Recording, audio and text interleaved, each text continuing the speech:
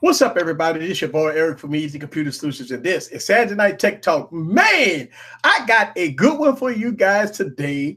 And every Saturday night I try to bring you guys the best of the best, the best of the best. But tonight I have, I'm getting, see, this always happens every time I go live. I get somebody that always either me or somebody else got the that 5 second delay. I got a huge panel tonight with some YouTubers and some fans and all kinds of stuff. That's what I'm talking about. This is how we do it. So first of all, I'm going to say a huge shout out to Don. Don is in the building. What's up with you, Don? Hey, I just got through with taking a bunch of pictures at the zoo with my S9 Plus, and I mean, it rocked the place. Yes. I was taking pictures of lions and tigers and bears. Oh, I never saw such clear pictures in my life. And we're going to talk about the S9 in a little bit. And we got my man, Everyday Tech is in the building. What's up with you? How you doing, sir? Thank you so much for having me on this evening. Appreciate it. Yes. And I got Ace. Everybody know who Ace is. Ace! How's it going? Thank you for having me on. I love coming on the show. Your show is amazing. I never miss it. I'm always watching. And let's do this. Yes. And I got 10-minute Tech in the building. What's up with you? Nothing much, man. Thanks a lot for having me on the show. Same as Ace. You know, I like being on the show. Big supporter of everybody on here. Mm-hmm. So I'm right now. I'm just enjoying my S9 Plus right now with this whole. I'm doing the stream with it right now. Too much stuff going on. All right, so let's talk about the S9 Plus, right? The Samsung has knocked it out the park with the S9 Plus, right? I mean, they've done a lot of good things with this phone. You got a good look. I'm overly impressed on the performance. Let's get some thumbs up out of the way. Thumbs up performance. This is the very first time I can say that a Samsung device performs so well. All right, so that's one good thing. The second thing is cameras. Oh my God, they fixed 1080p 60 frames per second. Yeah! So right then and alone, right there, 1080p 60 frames per second. I've been talking about this for what? I'm not gonna say 2 years, at least a year and a half. It's probably been 2 years. I've been talking about 1080p 60. And you know what? But people like the Samsung Knights come beat me up. Well, Eric, stop using 1080p 60 frames per second.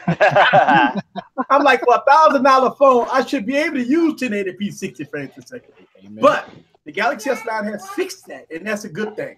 The same build quality. The screen is amazing. Did Samsung knock it out the park? Darn, is this the Samsung device that we always wanted? Look, Eric, ever since you started with all that, I was with you. I thought it was just not, it's just not possible for, I mean, actually, you know what? Let me just get real. The feeling I have of opening the device and having it work like it's supposed to for a Samsung device blows me away. I'm almost touched because it takes a lot of work. It takes a lot of effort on a company's part to listen to their constituents, to come back with a product that meets expectations. And, you know, of course it's going to be criticized. Of course. It takes a lot of work. It takes a lot of, wow. I'm just amazed. I'm so glad, thankful, whatever else I can say, because it works like it's supposed to. And for so long we've been waiting. You know, we've been waiting. Yes. And it's here. Wow. All right, Everyday Tech. What you think about the S9? All right, I'm going to be the bad guy here. All right, that's what I'm talking about. Those advocate. Yes. I'm gonna be the bad guy here. So, a couple of reasons I actually skipped the S9 and S9 Plus this year. I did not like either the S8 or the S8 Plus. Now, I got the S8 Plus like real late. I did a kind of a small video here not that long ago. Same issues that I had with the S8, which I kind of figured, but I figured, you know, it's been out for a while. You know, some updates would come along. I got the whole Oreo update thing, and it was just too daggone buggy for me. Now, I know the S9 Plus is very similar to what the Note had, so I was expecting, I figured it would be just as great, but I'm not, stereo speakers is cool with me, but I use headphones most of the time, so that's not a big deal for me. The design-wise, it's okay. it's pretty much the same. I like what they did with some of the small little aesthetic tweaks, you know, with the brush feel on the side, you know, that was cool. But I can't get past what I experienced before. Now, I will say, like I said, I haven't gotten it. I might get it later. But if it truly is anything from a performance standard or a performance standpoint like the Note was, then I might consider getting it. But I'm not sold on it. I'm not 100% sold on it. So to me, it's like, to me, it wasn't. I'd rather go buy a Pixel 2 XL than an S8 or the S9. Cool beans. And you know what? I've actually, it's so funny you say this. I've actually have a video that's coming out. I don't know if I'm gonna drop it tomorrow or not. I don't know. But I actually, I agree with you in some parts about the S8. To me, the S8, it's one of my, God, it's a disappointing phone to me. I'm gonna tell you why. I agree. Because, and I'm just gonna be straight up with you, the S7 Edge, oh my God, to me, outperforms S8. I kid you not. My S7 Edge outperforms my S8. And I would say the Note 7 would outperform the S8 series. And this is I prayed and I begged Samsung for this this update. And I'm gonna tell you, it's like night and day going from Android 7.0 to Android 8.0. I mean, it runs 100% better because Android 7.0 was killing me. But Android 8.0 has made the S8 a new device, but I still having some issues, and that I showed it in this video that I got coming out. That I did have some issues with a fresh install. I mean, I factory reset the phone, a new wallpaper. I put it on high performance mode. I did everything to try to give the S8 Plus the leg up in this video that I'm gonna show. And it did okay. It did fantastic, better than what it did 6 months ago. Yeah. But it's still not like that S9. I'm gonna tell you, Everyday Tech, the S9 and the S8 is completely different devices in my opinion. It's the performance on the S9 is like a Pixel. It's like a OnePlus device. It is buttery smooth, and I'm shocked.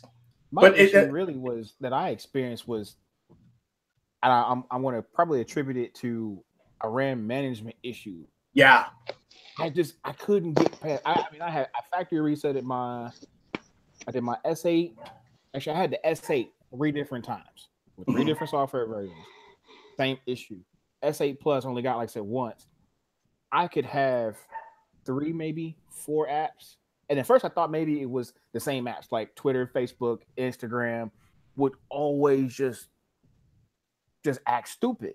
I said, okay, I'll uninstall everything, factory reset the phone, start over, start using some other applications. If I got past 3 or 4 applications, that thing started acting nuts. Apps would just sit there or all of a sudden get hot. Or just wouldn't open and crash. I'm just like, okay, I can't. That annoys the dog crap out of me. So to me, like I said, that kind of gave me a bad taste in my mouth. Remotely even being interested in the S9. I'm sure the camera's a little bit better. I'm still not 100% sold. I've seen a lot of samples out there, and every single sample from I'd say about 95% of them, still the Pixel 2 XL is still crushing them all. Wow, that's what I'm talking about. All right, Ace, want to say what's up with you? What you think about the S9? Well, let me get started with this. Even before the S9 was released, you had all these. Okay, I'm going to be nice. Even before the S9 was released, you had all these YouTubers saying stuff like, "Oh, it's going to be a boring upgrade. It's not really even an upgrade. It's the same thing. It's the same thing as the S8 Plus. It's not a big deal." And you had that guy from Android Central. He was crying the hardest about it. I'm not going to say his name, but you all know who he is. And anyway, so I went and got me the unlocked S9 Plus in purple, and that's the Obama phone. That's what I call it, and I love it. It's the unlocked version. I wanted to review the unlocked version. And, well, before I even tell you about the S9, I want to piggyback on something here. I'm doing the Hangouts with my S8 Plus right now. And I've made 1 million videos with my S8 Plus. I've proven it on video time and time again. The S8 Plus doesn't lag. My S8 Plus has been in water. My S8 Plus has been hot. It's been cold. There's no lag. But like me and Easy always say, me and Easy must have these magical phones that work, and everyone else, you know, the phone doesn't work. But here's the deal. So anyway, so I get the S9 Plus, right? And right when I held it, I was like, okay, this is different. So, okay, I fired it up, do all my stuff. I start using it. And I'm like, it's actually, I could actually feel it. And like I said, my S8 Plus, for me, it's smooth as can be. But I'm using this S9 Plus, and I'm like, wow, this is actually powerful. You know, whether it's the 6 gigs of RAM or the Qualcomm 845, or there's some kind of new refresh rate going on, whatever the deal is or the deal was, I was really impressed. So I used it for a while, and I sent it back because I want to get the Verizon variant because I'm on Verizon, and I want to review that one as well. So I'm 100% impressed with it. The camera, man, I think okay, number one, the camera is great. We've gotten to the point in technology where we've lost our perspective. We need to remember 5 years ago, me and Easy were using the S3 and the Nexus 6, okay? We were using phones, you know, okay, let's just keep it real. Yeah. So anyway, that's how I feel. That's where I'm at with it all right now. And I think the S9 Plus is great. I recommend it to anybody. And like, if you had an S8 Plus and you weren't happy with it, go and get the S9 Plus. You'll be happy with it. Trust me, I'm not doing anything special with my phones. They just run. Now, real quick before we switch, I just wanted to say, the one thing that I do with my phones is I'm very picky with what apps I put on. I don't just put an app from like from Iraq on my phone, right? Or you see the app developers from Afghanistan, he's from the Taliban. I don't just put that app on my phone. I pay attention to what I'm doing, right? So you got Billy Bob in Kansas, you know, developing an app. I don't just put that on my phone. I want to know what the hell if it works or not. So you got to be careful what you put on your phone. Anyway, next. 10-minute tech. What you think about the S9? I think you don't have some laggy phones, man. Look, it's a great phone, but here's the thing for me. You can call me a Samsung fanboy, whatever you want to call it, but from day one, the Note the Note has been my main phone of choice for the longest. I've had other phones, but I've always fell back with the Note. I kept my Note 7. I know I mentioned that before on here. I kept my Note 7. Didn't care. Never got hot. Never blew up. My family's still alive. My house is still standing. And I kept it because to me, I thought it was just, that phone to me was just so good. Now, again, moving forward, I've had the S6 Edge Plus. I thought that was a great phone for what I was using that phone for. To me, the S6 Edge Plus was for media. That's how they designed it. That's how they sold it. That's what I was using it for, mainly for media and for work. I was using it as my work phone and mainly to consume a lot of media. The Note 8 comes along, I get the Note 8. The S8 and the S8 Plus. I'm like Ace. I never had any problems with my phone. My phone's been running like a champ from day one, the S8 and the S8 Plus. The S9 Plus, yes, some refinements were made, and to me, they've made a better phone. But to me, I guess I say apples to oranges. I tell people if you have to upgrade, and it's time for you to upgrade, yes. If you're upgrading from say the S7 or S7 Edge, and you're going to the S9 or the S9 Plus, great, go ahead and do it. Don't upgrade just because it's out there. It is a great phone. But like Ace said, and to me with the S8, and I too am doing another video on that with the S8, the Oreo update on the S8 to me just made that phone better. I can make any phone lag. I've made this iPhone 10 lag. I've made this Pixel slow down. It doesn't matter to me, but the thing is the phone itself did exactly what I wanted it to do every single time. Yes, do things. When I pushed the button, did it not open? Did I get locked? No. Was it a moment that I missed? No. I mean, it happens, but I think the S9 Plus is a great phone. They did make some changes and some refinements. Nothing wrong with it. But for me, the S8 and the S8 Plus, they still run like a champ. Those phones still, I mean, that if you put it in my hand and told me I had to have that phone and I couldn't go with anything else, I still wouldn't cry. I'd still be like, okay, that's fine with me. I can use the phone because it does everything I needed to do, and it's fine. I'm still wondering how you got your S8 Plus to heat up. My S8 has never gotten that hot. When you were running your stuff, you gotta do this. Because I mean, there were times with older phones. I remember back in the day, I used to have a phone. I think it was the Note. I think actually it was the Note 5. And I had a couple of times. No, it wasn't. It was my Note, my Note Edge, and it would get real warm. And I'm like, why is this phone getting so warm?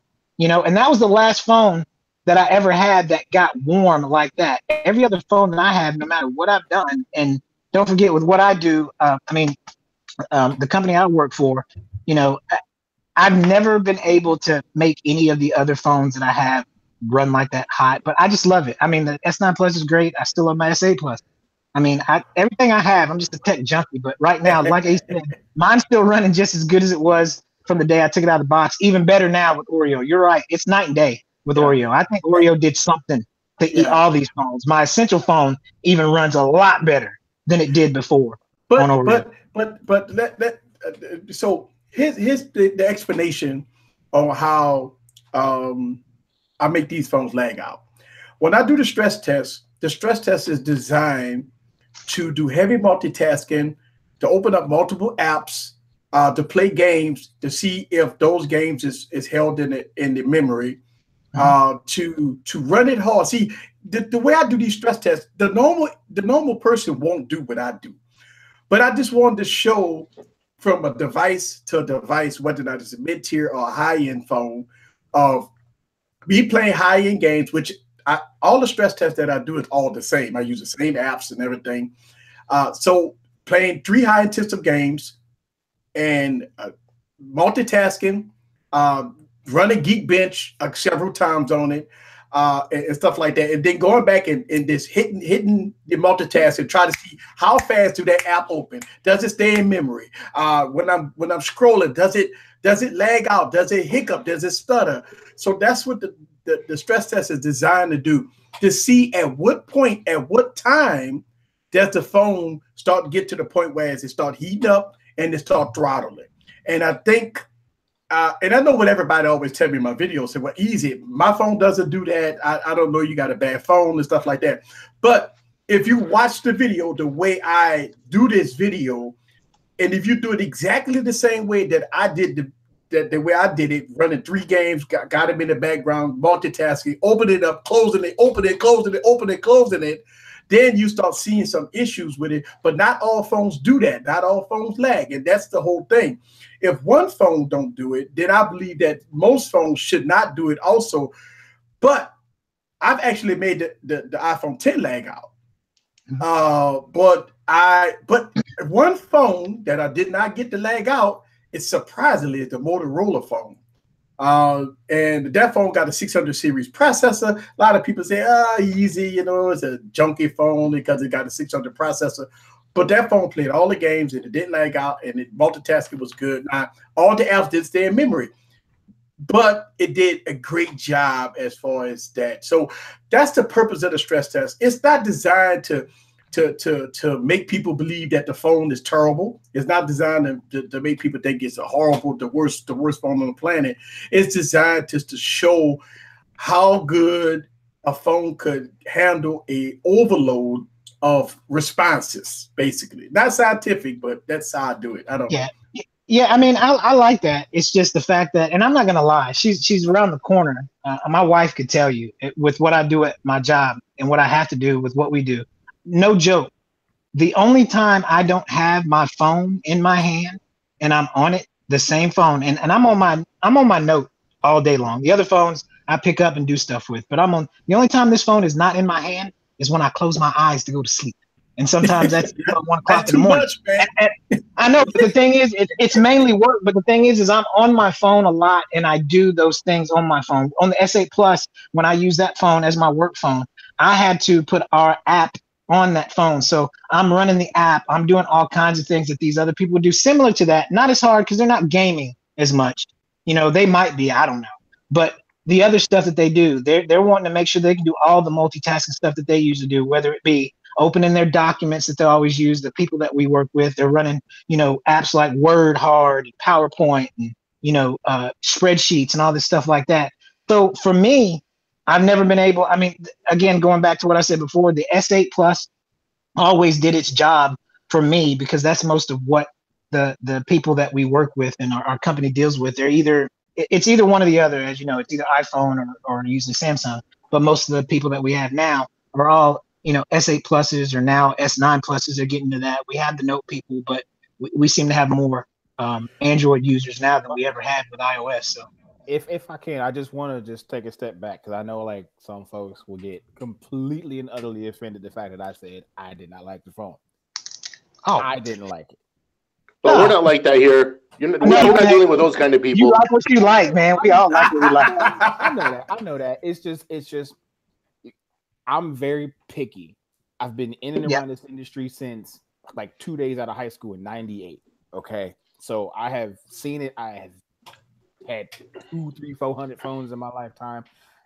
And since getting into the YouTube game, I don't know why, but I think I've just become very particular. My expectations for these $6,000, $7,000, $8,000, $9,000 phones has just gone up. And I think I try to look at stuff from a general consumer perspective. Now, keep in mind, I'm not a typical consumer. Now, I don't run specific stress tests like Easy does. I would say if I thought about it, really, I run my phones pretty hard. Like Tim and Tech said, the time I don't have my phone is typically when I sleep. And sometimes it's laying with me. I got my headphones on. I listen to music.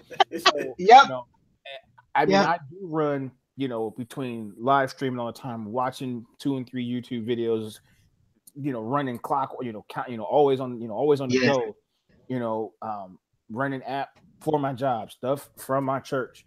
I got all that stuff sitting. I never close it out. So I'm constantly going back and forth. I would consider myself not to be the typical or average per se consumer in that regard. So Deja, mommy's coming to get you. I have a phone that starts acting. Mommy's coming. I'm gonna get a little. I'm not to say like I'm realistic. I know stuff is gonna happen, but I guess once again I'm just a little more sensitive to it. So for me, not saying that the S8 is bad. I think for most people, it's going to be a great phone. Period. It's not a bad phone. Just for me, I think I said I'm a little anal about it. I get you. That makes sense. That does make a lot of sense. I mean, the way that they're pricing phones now, there's nothing wrong with being. You're right. Yeah, but you think about it. Let's be real here, right? Right? Shout out to Ace. Yes, I got the Nexus 6, man. It's a phone. I ain't never get rid of this phone, man. I missed that phone. Mine's right over there.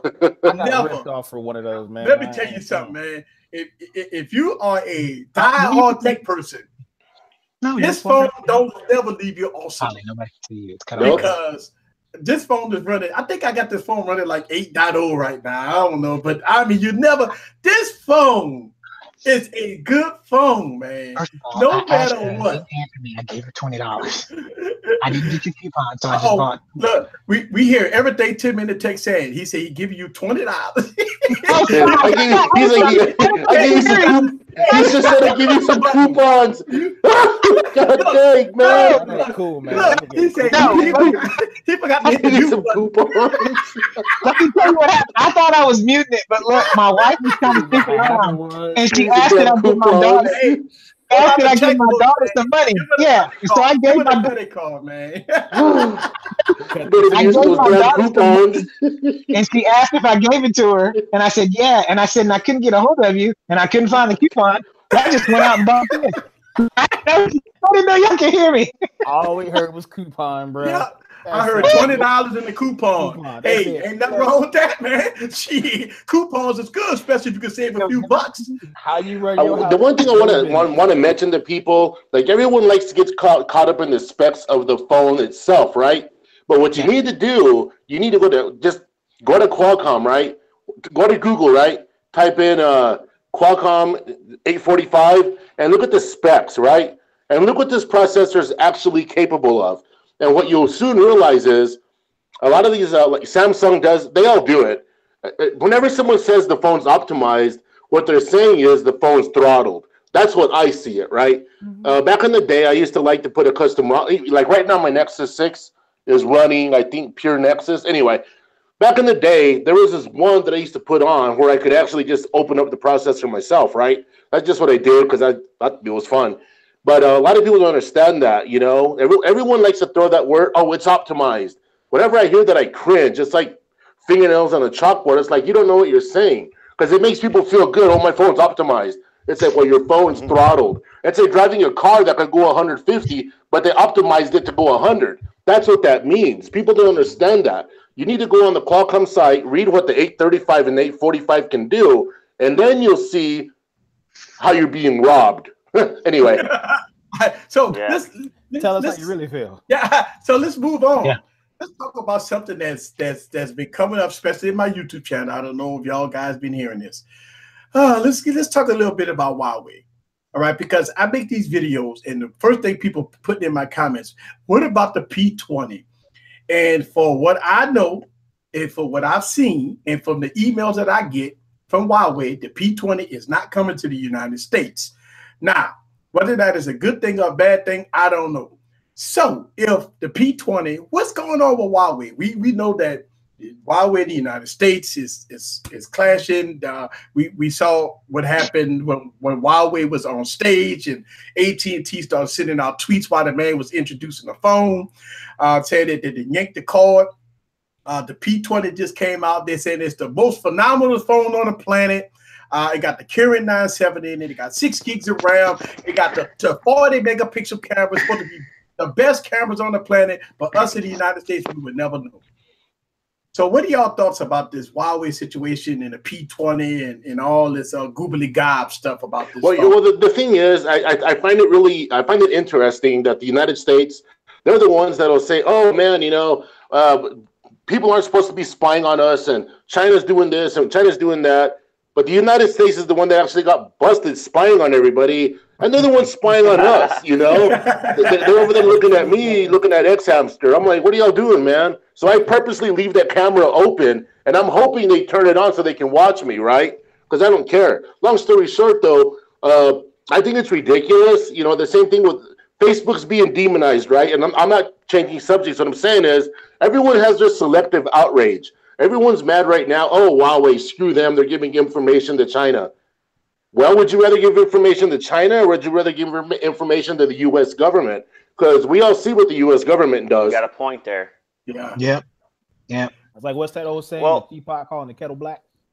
Yeah, it's true. Yeah. I mean, Well, I think that Huawei is a great device. Ever since the 6P, that's when I came on board with who is this company? Who is this company? And their devices are top rate. I mean, they belong up there with Samsung and Apple and Google.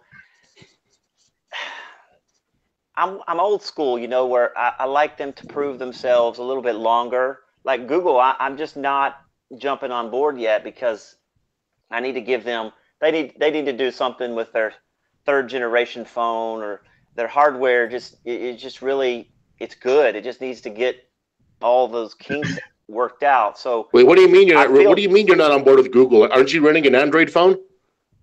I turn everything off that's Google except for location services. Wow. Okay. Everything. I turned Google off. Google app is off. I had to turn it back on tonight because of Hangouts. But as soon, I mean, I'm one of those that's just waiting on my deliverance to come, for Tizen to come and rescue me, take me away, because I really don't. He's showing it. It did his camera fall. What's up with the camera, man?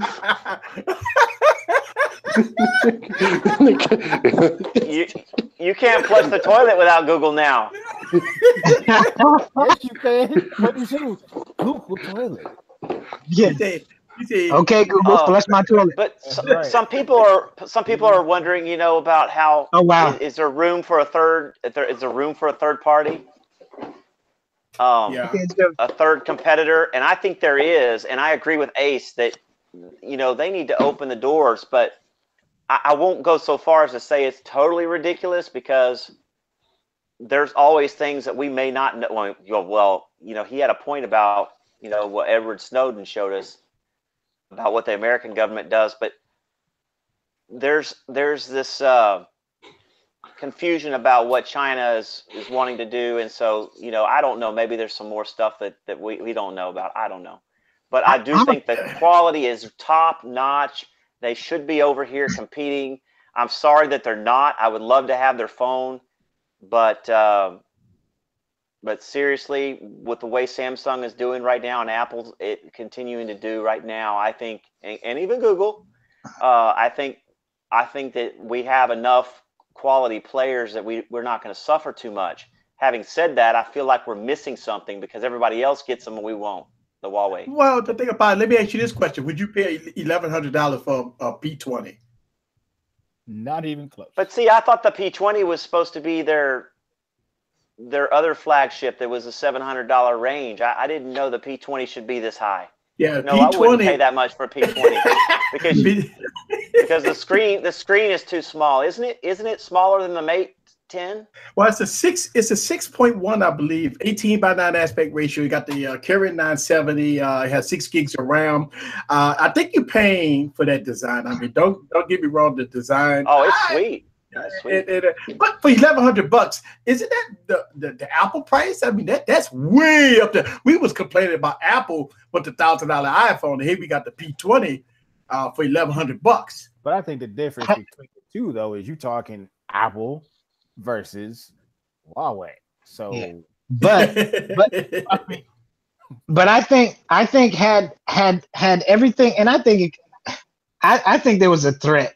To me, I think people felt a threat. And when I say that, the bigger companies, because again, I got rid of my Nexus 6.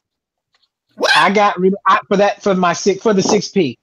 And when I got the 6P, that's when, like he said, that's when I realized Huawei might be onto something. Now, here's the thing: we have a Mate 10 Pro, and we have a guy that has the Porsche edition in our company. And he's a developer, but I play with that Mate 10 Pro at least 3 or 4 times a week. Had they gotten that deal where that phone could have been with Verizon or AT&T, I think it would have been game over.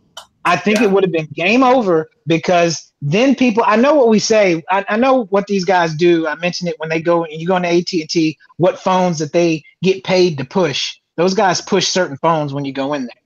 So, right. But had that phone gotten with a carrier, that would have been some serious competition, because people would have been, wow, this phone is almost just like, I mean, when you pick it up, I mean, the design alone, but the cameras are great. I don't have anything bad to say about it. Well, here's the thing. Let me play devil's advocate on this. If average consumer walk into AT&T, Verizon, or T-Mobile, and they see LG, Samsung, Apple, Huawei, all the same price, which phone you think they go pick? It ain't gonna be no Huawei phone, that's for sure. Well, that depends on who actually tells them about the phone. Because honestly speaking, if it's better than, because let's face it, but I've gone into some of these stores and they're like, hey, I want this Samsung phone. They're like, well, we got this LG V10. Can I bring something up here? Since everyone's like scared of China and everyone's all riled up over this. Okay, y'all are familiar with the Note 8, right? Do you guys know? You all seen this thing on the Note 8 where you go to your settings, you go to your thing called device maintenance. Do you know what this is? Y'all know what that is? Quick, be fast, people. It's a recording. No. Damn it, man! Be quick. Be quick. Okay, it's Cheetah Mobile software. Okay, yeah, it's Clean Master. Do y'all know what Clean Master is? Yes or no? Clean Master is horrible. Clean Master does not belong on Android, right? But do you know where Clean Master is made? In China. Thank you. It's made in Beijing, China, if you can read that. Go to the Play Store and read it. Now, Samsung and Cheetah Mobile have a deal. Long story short, though, it's on your Samsung phones. But that's okay. That's bullcrap. Now, here's the real deal. Huawei and someone else basically were like, no, we're not going to let you guys get back doors to our stuff, and that's why the door got slammed on them. You know what I mean? Because the United States government thinks that, oh, hey, we should be the all prying eye, but nobody else, and blah blah blah. We're the sanctimonious ones. But on the Samsung phone, it's running cheater master software.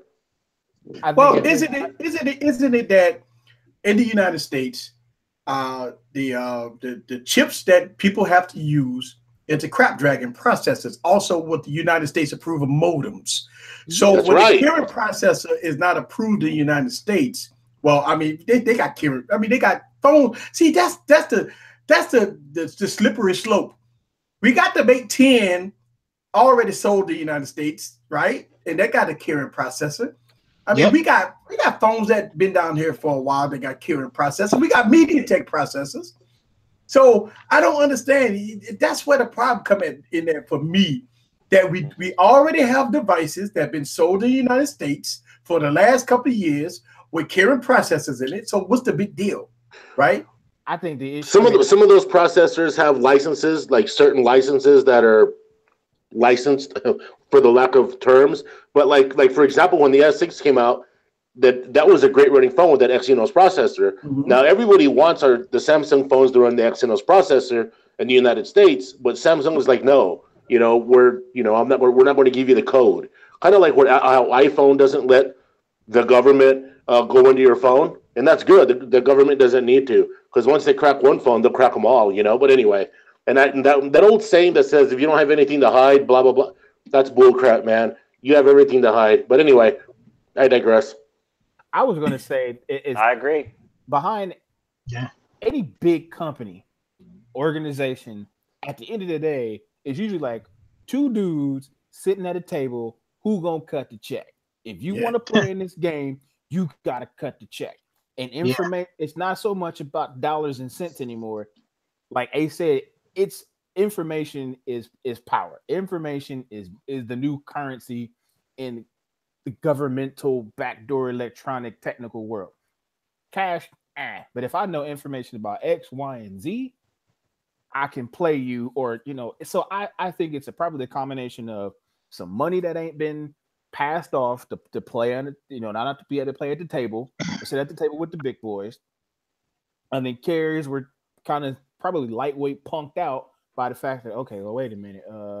If they're not going to do it, we can't push, because then we could have issues when it comes to stuff like Spectrum and all that nonsense, which guess what? You still have to have access to information to know the who, what, when, where, why of everything. I think personally, just like back in the day, Sanyo phones came out. I was working for Sprint at the time, and like Sanyo phones were like kind of around, but nobody really heard about them. Samsung kind of was really doing a big push.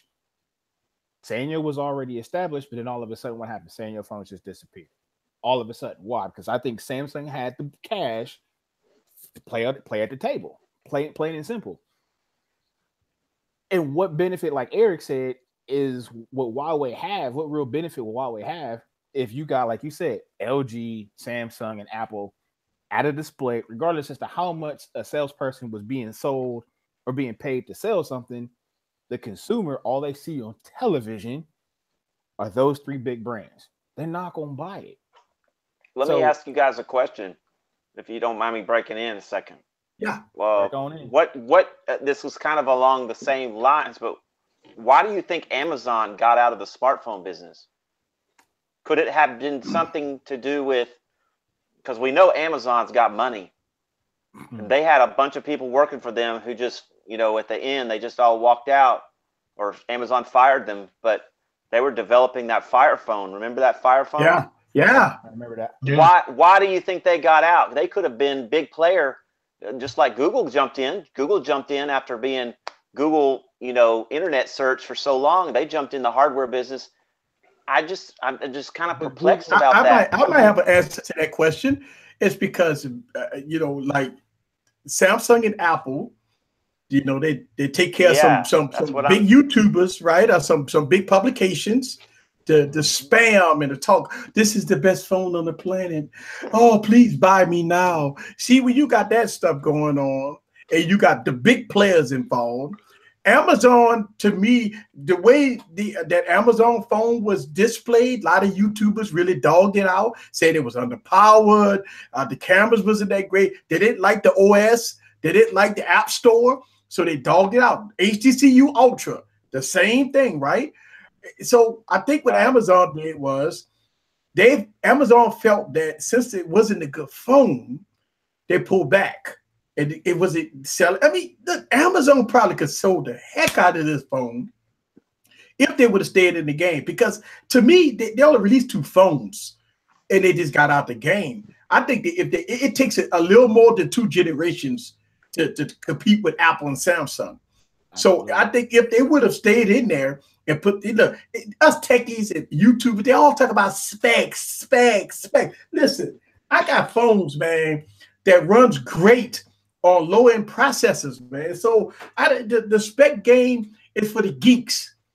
I think they should have targeted the average consumer a little more. And it's Amazon, for Christ's sake. They can sell anything. I'm gonna go back to I'm sorry, I don't remember your name. I apologize. Oh, Don. Don. Here's I can answer the part why Google got into it. Kind of like what I said before. Information is power. Google has every single bit of information about who you are, what you like, what you don't like. I think personally, I thought about it years ago, like they're going to do it. They're going to have to do it. Why? They already started putting, I mean, obviously they're Android.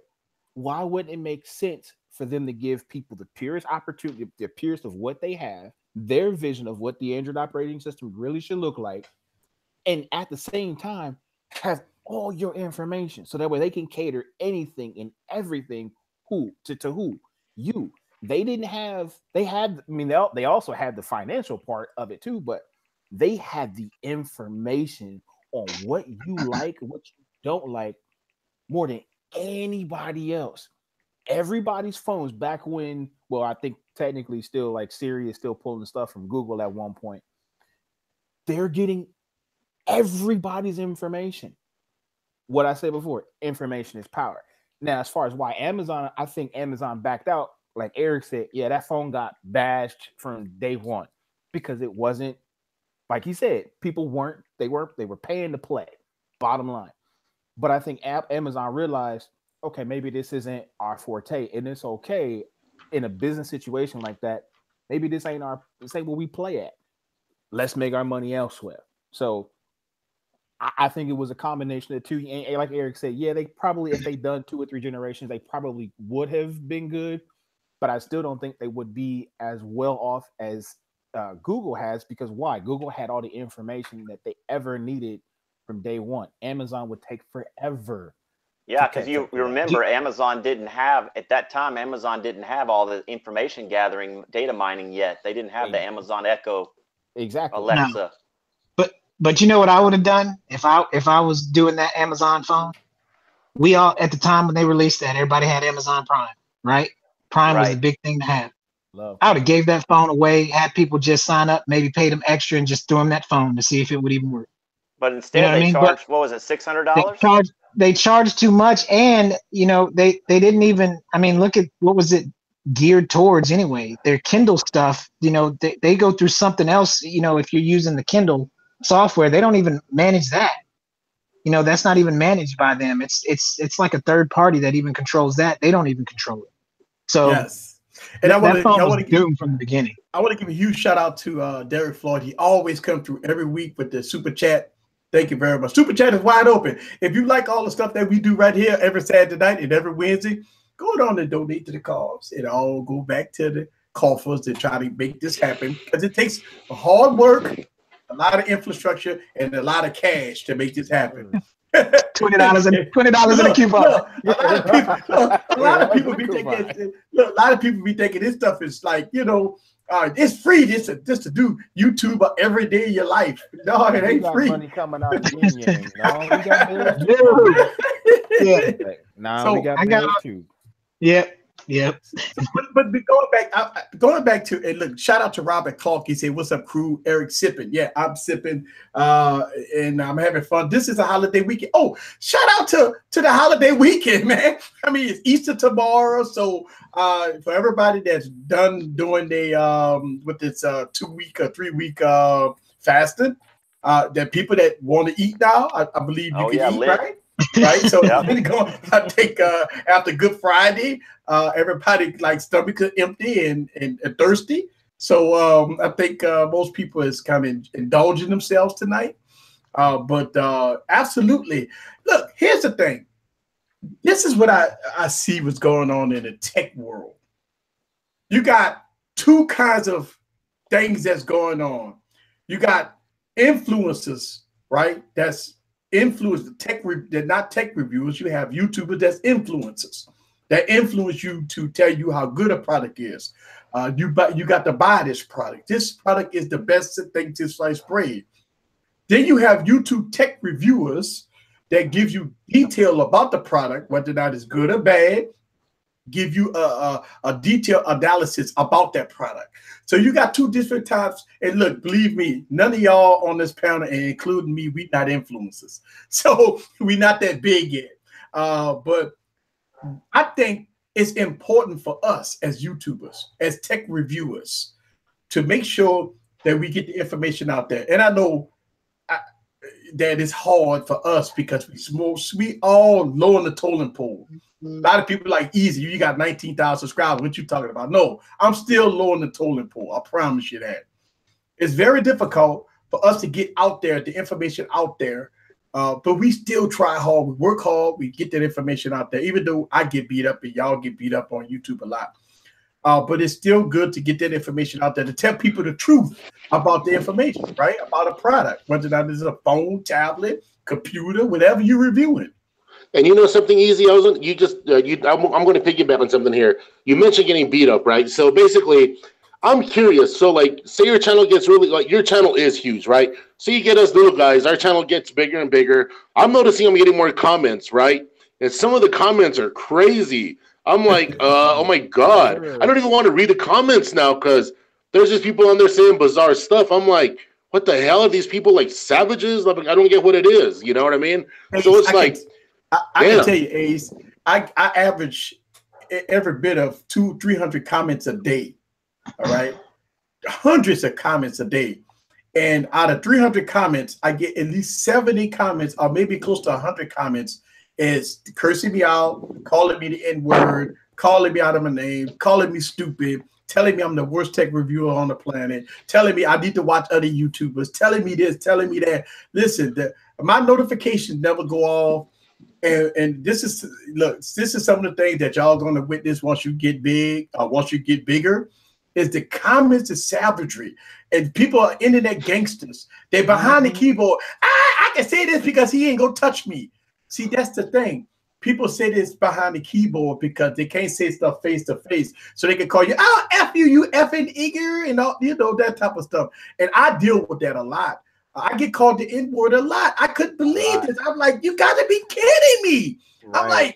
I'm like, you boof, my head blow up when I read my comments, and I got all these comments in. I'm like, God, am I really a nigger? Well, easy. Something happened to me the other day, and the reason I'm bringing this up is because, you know, in my videos, in my intros, I do rap music, right? And I'm one of my videos, it's one of my rap songs, but in the comments, somebody called me the N-word. You effing blah blah blah. You need to go back to where you're from, they told me. And I'm like, what the hell? I was like, damn. I was just like, all right, man. Get past the intro. It was actually like, for a second there, I was like, wow. I tell you, this is what it's like. You know, I got called the N-word. I just went through it like a couple of days ago because I don't read. I mean, I read the comments, but this one was like, I guess, banned or whatever. So, you know, you got that ban section or whatever once for review. So I went here. I'm like, I ain't been in here in a minute, so let me go check it out. Man, I don't know how. I don't know why. I just say, okay, thank you. I appreciate you watching the video. Anyway, But he called me. He said, "You're a dumbass." Da da da. I was like, but then went to talk about, well, yeah, man, you was right about this and you was right about that. I kind of disagree with you. I mean, it was this long comment, but he started off, "You a dumb." I'm like, well, what I did with this one guy though, I tracked him down, and at first off, the commenter was a female, so I looked at the name, and I did some stuff, right? And I tracked this person down, and then I found out who it really was. So then I got him on another platform. I was like, hey, this is Ace Lucero. I know what you did. I know what you're talking about. I know it's you. You need to be, because y'all don't know this about me. Here in Northern Arizona, I'm kind of, I don't want to say a politician, but I hold a political office here. And I know everybody, and everybody knows me, but I'm the radical. I represent the radical side. And I'm like the Louis Farrakhan of politicians here in Arizona. That's another story. But yeah, we heard. I know everybody. And I'll tell you something right now.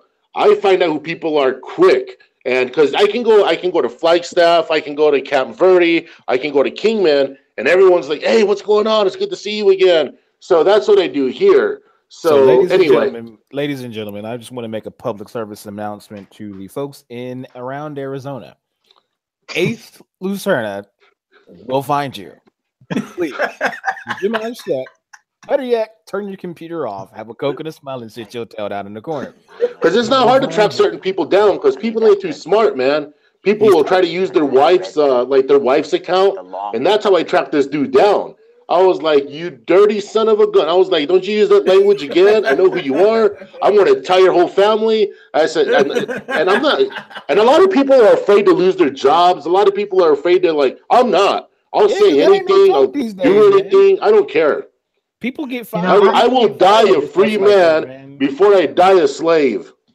I do this stuff, and I finally broke off and started doing this on my own for fun.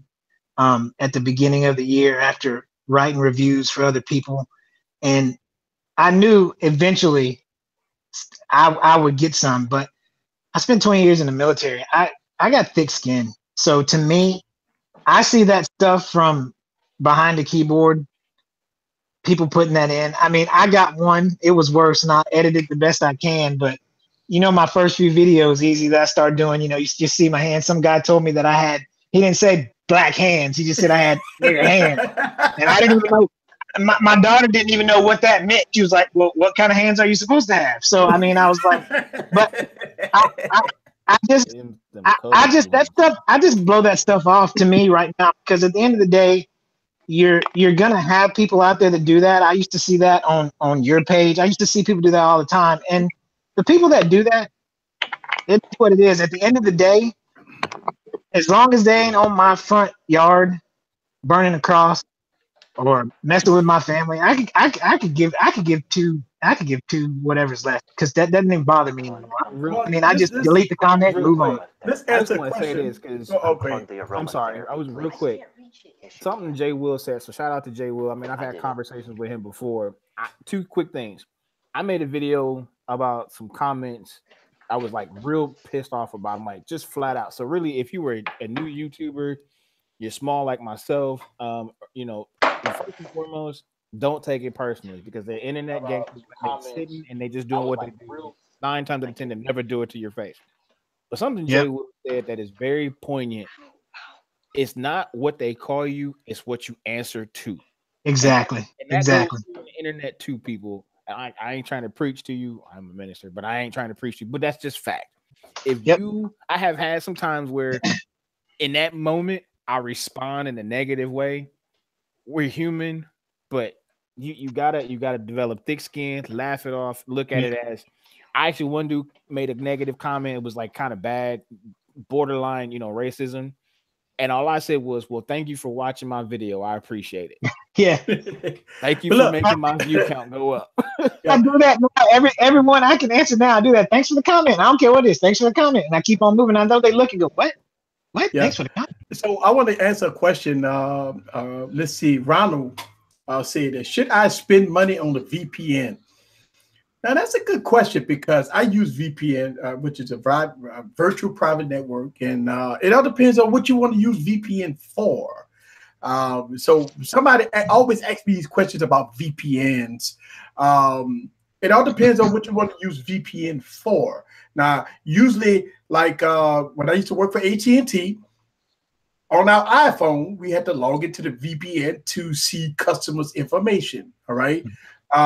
So if you need to use a VPN for certain things that's on a server that needs to be eyes only, then you use VPN services for that. But other than that, I'm not sure what you need the VPN for. He said, okay, so you asked a question. If I like to watch third-party apps, like TV shows and stuff like that, should you invest in the VPN? No. And the reason why is because if you, like me, I download Amazon movies, as far as watching Netflix and stuff. And that's not, I mean, you watching the movie. If you're watching the movie, I don't see the sense of paying for a VPN. And I don't even think that you can even get on their services using the private network, because they probably will block that. Because once it's tricky, but I wouldn't worry about VPN services if you want to watch movies online.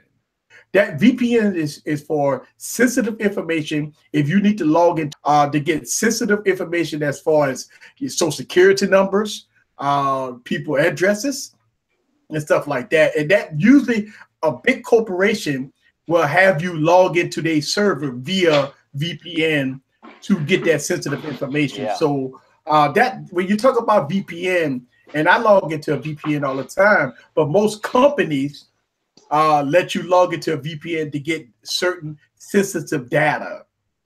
So yeah. And that's what I want to see. I'm just kind of reading some of the comments and see. Honestly, the government cares about drug dealers, not a drug dealer, not a drug user, unless your ISP is a jerk and reports you. So I'm seeing some people comments on here, guys. And let's see. VPN services are good, but the other side of VPN services, you don't know if you're giving your information to other people or the government. Now, that's what I'm saying.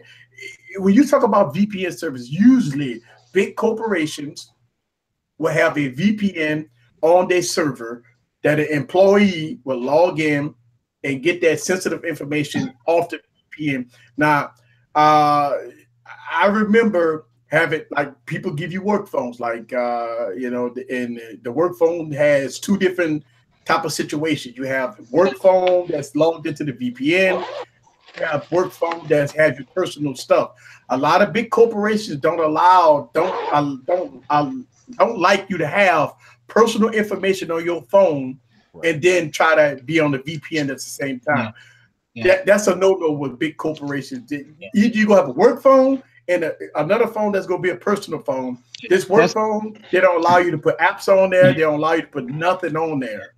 Ours does that. That's what we use, but my SA, because we're an app development company and the stuff that we have, but that's the only way we can access the program, anything that we can do with that phone, and it all goes through VPN. And then, yes, I have the personal phone, but the work phone is used for calls and everything. They track everything. You know what I mean? They know who we're talking to, but that's what we have ours for. We sign an agreement when we get that phone that we're going to use it for those purposes. Yeah, you're going to use it for those purposes and that purpose only, and that's it. So, and most people lose their job if they try to root it or jailbreak their phone just to put stupid apps on there, like Facebook. I'm gonna tell you, if you got a company phone, you ain't putting Facebook on it. You're not putting Twitter on it. You're not putting Instagram on it. You don't put YouTube on it. A work phone will have VPN on it. It will have selective apps that you're gonna need for that job, and that's it. That's how they roll. That's it. Yeah, so hopefully that answers your question. I get a lot of technical questions. It's because I make a lot of videos about this. I make a lot of videos about this, and a lot of people like to come on and ask those questions. All right, let's see. Let's get into something else. Woo! What's going on with the notch? iPhone 10 come out with the notch, right? And all of a sudden, everybody want to follow suit. What's up with the notch? I mean, look. Ace, do you have a notch?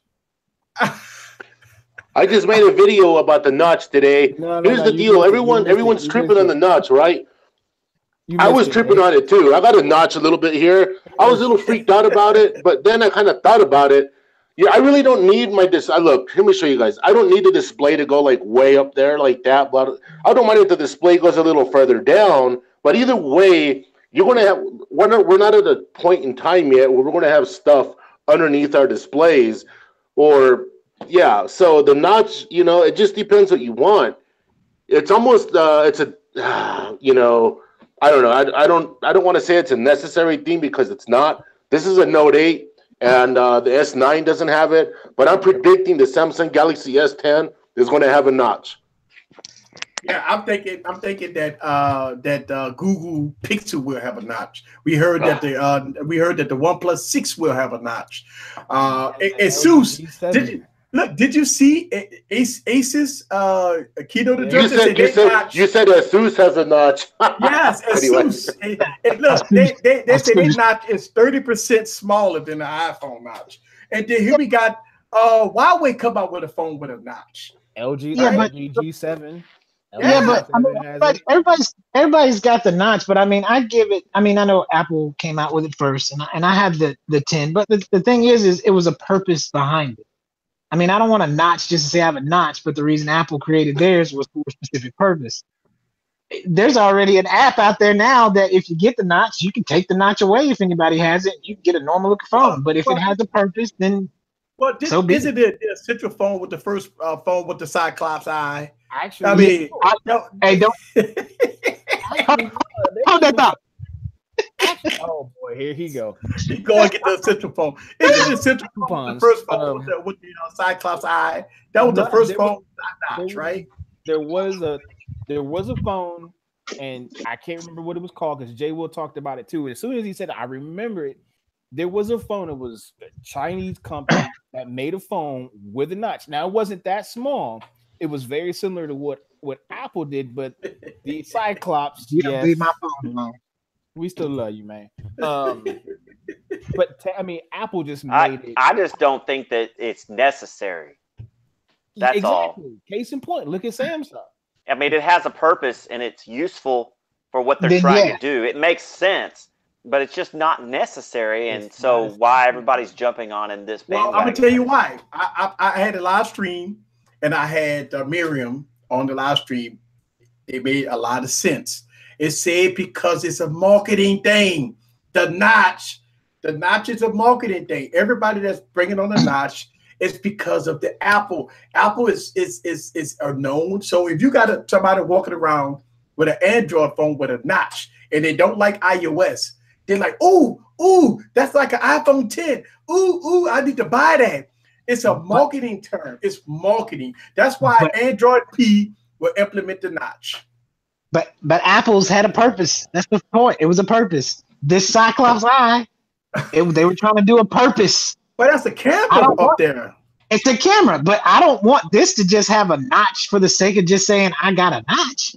It's not your business what they do.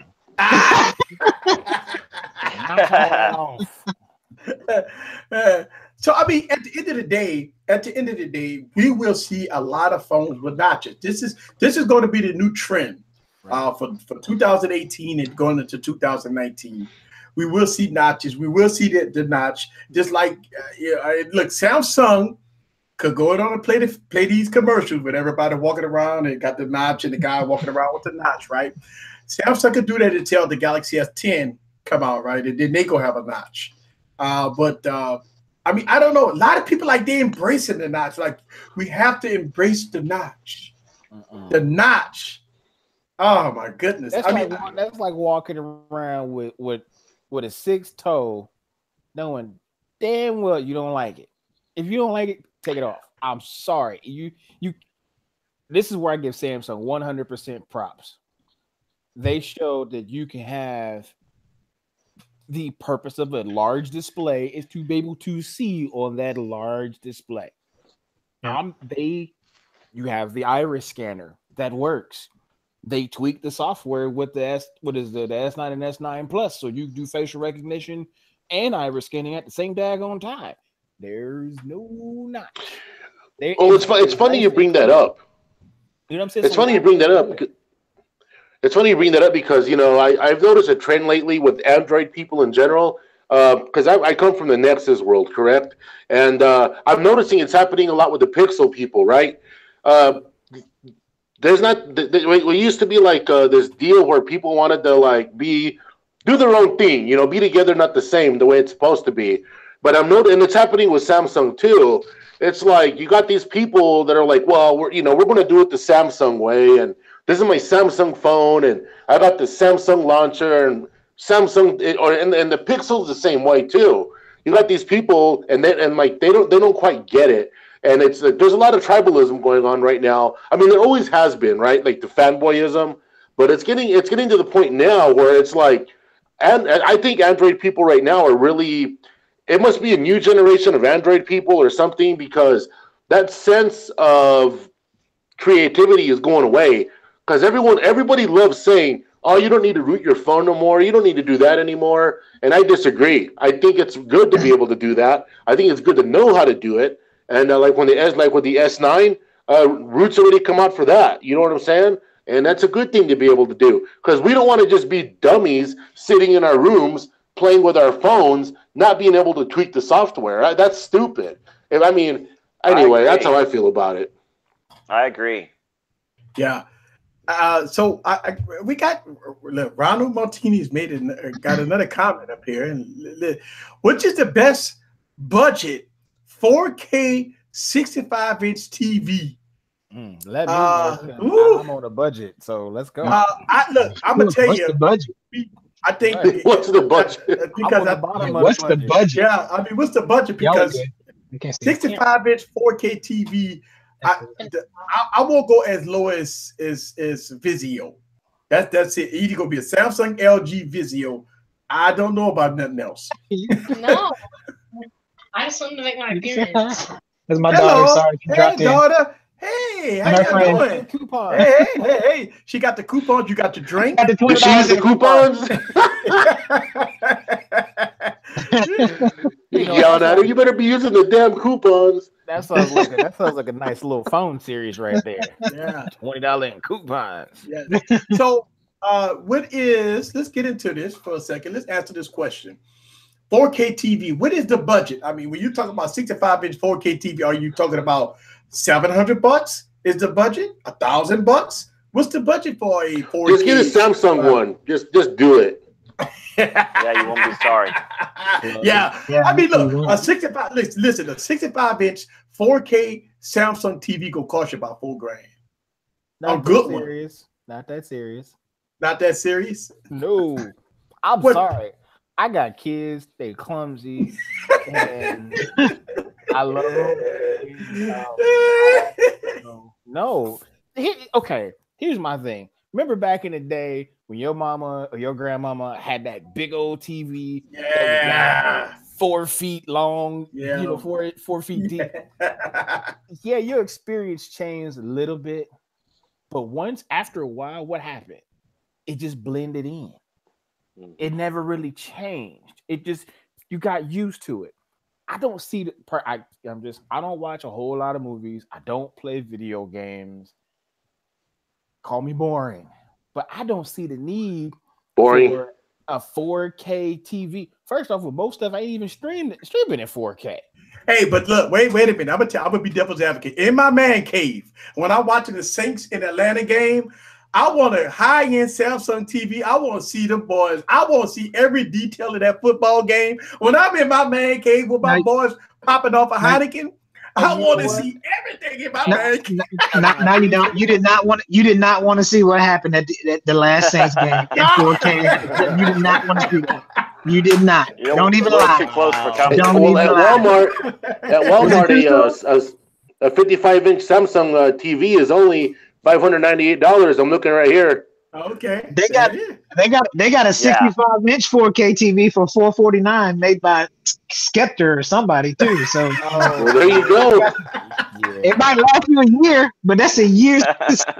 Now, when you say a 4K TV from an unknown brand, are you really getting that high resolution? What's the refresh rate on that? Like what, 10? Probably 30. Yeah, 30? That thing gonna be etchy. Oh, it's gonna be foggy. Did anybody find out what the budget was? Like, what's the budget? What's the budget? I want to know what the budget is still. For 65-inch, the budget would probably be 800. There you go. Maybe 1,000. Because for a 55-inch, you can get a Samsung TV on sale for 500. Yeah. So for budget, I mean, you can go, but that's budget to me. Yeah. This 55-inch for 500, 65-inch for like 800 to 1,000. Yeah, that's what I'm thinking. But you know what I learned? Because I got a 65-inch TV. Once you go 65-inch, you want a bigger TV. It feels like that 65 too small. Question. It's like, I'm sorry. Yeah. Can I ask a question? I'm so sorry. I'm not even balling on the budget. I don't even shop at Walmart. So let me ask you a question. You said a 65-inch TV so you want like in a whole apartment wall now. That's what you want? Is that what you want? Just gonna have? I'm telling you, I'm serious. Yeah, I'm so serious. Have a whole apartment. That's a lot of TV. I'm telling you, when you got a 65-inch TV for about 2 or 3 years, right? It just seems small. Okay, so you just proved my point. What did I say to the give you? You just proved my point. It just seems small. Because, like, you know, I ain't gonna lie to you. I watch my 65-inch TV, right? And I'm watching 007 movies because I'm a James Bond fan. Oh man, Star Wars, right? I just watched Spectre last night. No, you didn't. I watched Spectre last night. I watched Spectre last night, right? Get out of here. Get out of here. I still watched it. I'm not lying. I watched it last night. So I'm watching Spectre last night, right? And I'm on my big TV, and I'm talking James Bond with my surround sound speakers. I'm blowing the house down, like, boom. And James Bond running. He running, you know. I mean, come on, man. You got to. I'm gonna tell you, football season. It ain't nothing like watching all your sports on a 65-inch HD 4K high hertz. Now you can't be getting them what they call that you got to get 240. Yeah, you got to get those high hertz to 240 on up, you know. And the refresh rate. You got to get the high refresh rates, man. Hey guys, I'm watching it on my Note. I can watch all the NFL games on my Note 8. I'm with Verizon, so I got the hookup with my Note 8 on WQHD all day long with my Sony headphones. Ace brings up a good point. What's funny is if you were to come into my house, every room in this house has a TV, 55-inch or bigger. The biggest one is in my room because I'm the king. But the point is I can have that TV on, and yeah, I want to see that stuff. But I'm like Ace. I can pick this Note up or even the iPhone, and I can enjoy my content just as much on this screen because of how it is. Just been watching it on there too.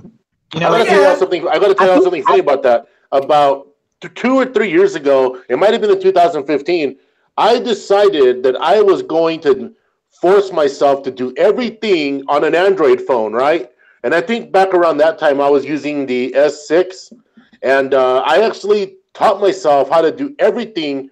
I mean everything. Printing, using my Google Drive to turn documents into a PDF, watching TV shows. But I've gotten to the point now, I don't even watch cable TV. Everything is YouTube. All my TV I watch is YouTube. I mean, that's it. Because I would rather support content creators than go and, you know, I don't want to watch Duck Dynasty because I think they dumbed down America, but that's another story. I prefer to do everything on my phone, right? And I've learned how to do that. I mean, I do from the calculator to the calendar. That's why when I make videos on my YouTube channel, I'm always telling people these phones are to help you be productive, not to help you be a dummy playing some stupid video game. Learn how to set your reminders. Learn how to use everything on your phone to be more productive and to get ahead. You know, don't just be some frog on the log looking like a clown. You don't want to be like that. You want to be moving forward. And I want to give a huge shout out to Robert. Yeah, he got the rollout. Thank you, Robert, for coming to the stream. Appreciate that. Go ahead, Don. Yeah, I was just gonna say, do all those reminders and syncing your calendars with your wife or whatever, and then play your games. Yeah, but you gotta take care of the Oracle first. Oh man, that's one thing you gotta do, take care of the Oracle. Y'all mentioned something, and it was brought up earlier. Ace mentioned it, and we're kind of getting there now. We're talking about the other stuff, but the phones, it's kind of one of those things where I wonder when are we ever going to get that perfect phone that we want? Because remember, in the beginning, phones were too small. They were small when they came out. Then we wanted a big phone. So we got the bigger phone, but then, okay, we got a bigger phone, but it's too thick. But it needs to be big and it needs to be thinner. So then we got the thinner phone, but it was ugly. So what do we do then? Then they make it all glass, so you can break it on the front and the back. So but basically what you're asking is you're wondering what's the final frontier. Well, you're wondering what our event horizon is. And I already mentioned this. I think our event horizon right now is bigger batteries. Yeah. Not bigger. I'm sorry. No. Not bigger batteries. Right now, our event horizon is battery technology. But you guys got to understand something. These phones are mass produced. Even the Qualcomm chips that are in these phones, people are going to get mad when I say this, but even the processors in all of our phones are made with products that are mass produced. They're not made with the highest quality products. Everyone's complaining because these are $1,000 phones. Well, I guarantee you, let me tell you something.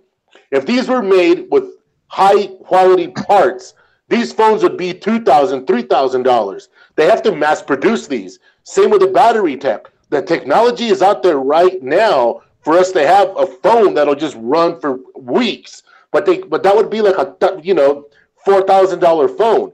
I'm always going to these different websites, and there's one in particular. I think it's in it's not Stanford. It's another university. They got like this lab, and they're doing battery technology, and they can do it. But the problem is, it's so expensive just to put it in a phone. I mean, we're talking like a $4,000 or $5,000 phone now.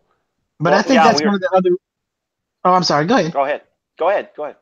No, I think that's one of the other reasons we talked earlier, and I was kind of going. The only point I was getting at is I wanted to bring that back to the whole notch thing. We wanted all this stuff on the phone, and then eventually Samsung, I feel like, and Apple kind of gave us what most people wanted. Well, it wasn't just them; it was also the other. Can't think of the company off the top of my head, but we wanted the phone to where we had literally more phone than we did bezel. We wanted all screen. So what was the best way to give us all screen? You got to take away something. So introduce the notch. So the notch was one way to do it. And I think that's why a lot of these companies are trying to go to this notch too. They're trying to give us all screen. Everybody wants all screen now, and that's the big thing now. I want my phone and I want my phone to give me all screen. Samsung does that. Samsung does that without a notch. That's the thing. I just don't see why it's necessary when they have all the sensors on Samsung too. They have all the sensors. They have AR.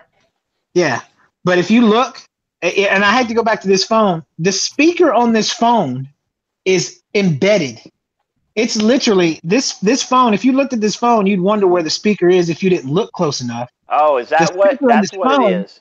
It's embedded in here. So literally, this is all screen. Now you move this camera and try to get away from that and try to find a way to come up with that. But that's what people are asking for now. That makes sense. It's like it's more and more to where you're saying, I want my entire screen to be a screen. And that's I think Samsung, if I may, just a second, if I'd have my rathers, I think Apple and Samsung they're going backwards with the battery thing. That's why we need Huawei in the mix. Can I say something real quick? Now, I'm not going to say nothing bad or nothing, but have you all seen the movie The Untouchables, right? Oh, yeah. Okay, like we're like tech nerds, so I think we're like the unfuckables. Anyway, never mind. We're mad about the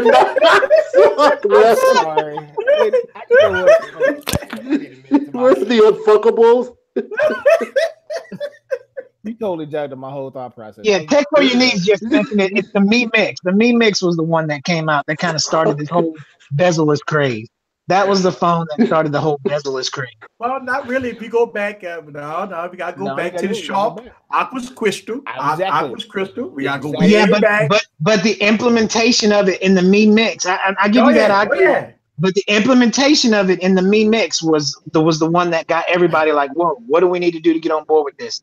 Other than that dumb camera, other than the camera being at the bottom of the phone, Right. That was the dumbest thing I ever seen in my life. But like Other said, than that, though, yeah. But like you said, though, where are you going to put it? Yeah. Well, just like what we see with laptops that's going full display, they're putting the freaking cameras in the keyboard. Have y'all started to see the laptops with the full display with no webcam, but the webcam's just popping out the keyboard?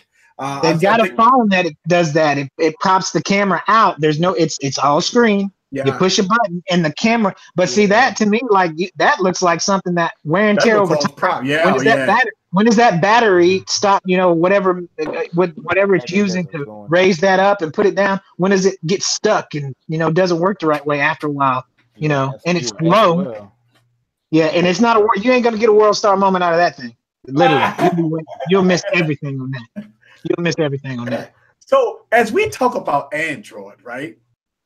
Apple people said, well, what about Apple? What about the iPhone? Can we talk about the iPhone for a second? Can we have some iPhone moments? Can we please just talk about the iPhone? Now, we got the iPhone 10, right?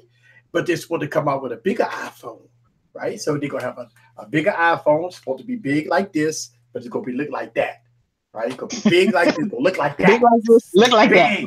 Big iPhone. 5 inch or something like that. Yeah, it's supposed to be a big iPhone, but it's gonna be not like the 8.